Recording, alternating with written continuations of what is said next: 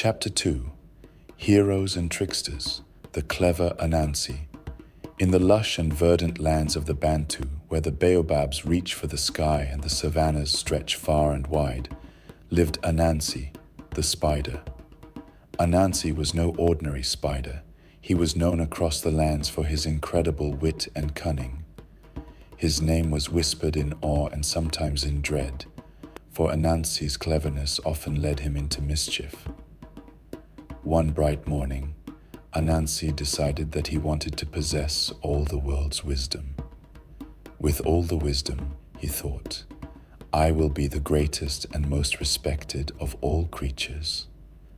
Anansi began his quest by visiting every wise creature in the land. He spoke to the owl, the lion, the elephant, and even the cunning fox, gathering pearls of wisdom and storing them in a large gourd. The gourd grew heavier and heavier with each piece of wisdom Anansi collected. Pleased with his efforts, Anansi climbed the tallest tree he could find, intending to hide the gourd in the highest branches. No one will ever find it here, he chuckled to himself. But as he struggled to climb, the gourd dangling clumsily from his neck, Anansi kept slipping and falling. His son, Ntikuma, who had been watching from below, couldn't help but laugh. "Father," he called out, "why don't you tie the gourd to your back? It would be much easier to climb that way." Anansi, irritated by his son's suggestion but seeing the logic, did as Ntikuma advised. He tied the gourd to his back and climbed the tree with ease. Reaching the top, Anansi placed the gourd in the highest branches, feeling quite pleased with himself. But then he realized, if my young son can figure out something I couldn't, maybe I do not have all the wisdom after all. Anansi sat on the branch pondering the irony. His greed had blinded him to the simple fact that wisdom cannot be hoarded. It must be shared. With a sigh, Anansi descended the tree and returned the wisdom to the creatures he had taken it from, sharing the knowledge he had learned with others. From that day forward, Anansi's tales were told as lessons in wit and humility. The brave Nkosi. In a distant village nestled between towering mountains and flowing rivers, lived Nkosi, a young warrior known for his courage and strength. The villagers revered him not just for his physical prowess, but for his unwavering sense of justice and kindness. One fateful evening, as the sun dipped below the horizon, the village was attacked by a monstrous beast, a creature of nightmarish proportions. Its roars echoed through the valleys, and its eyes burned like embers in the darkness. The villagers, terrified, looked to Nkosi for salvation.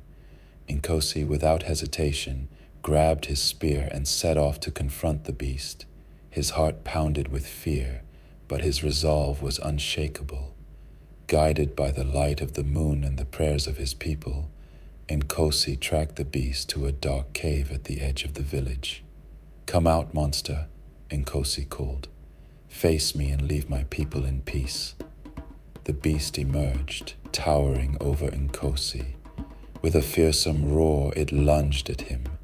Nkosi, agile and swift, dodged the attack and struck with his spear. The battle was fierce, with Nkosi using his wit as much as his strength to outmaneuver the beast.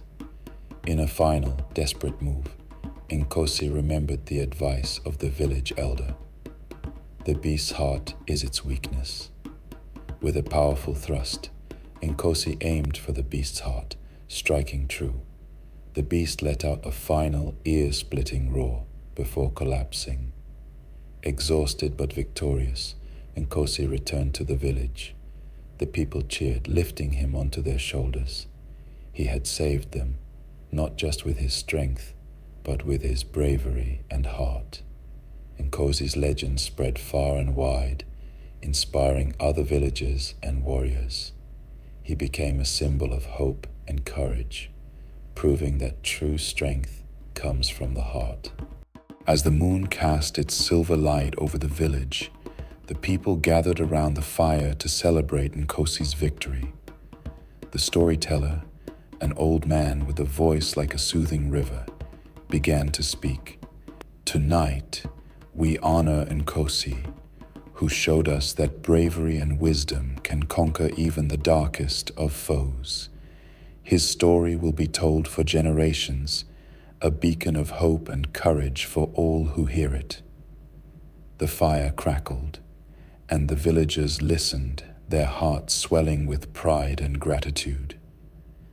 The night was filled with songs and laughter, and as the stars twinkled above, the spirits of their ancestors watched over them, their whispers carried on the wind.